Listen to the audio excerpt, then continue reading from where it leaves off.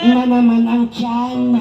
Ay, Faith, ilabas mo na ang kalukuhan.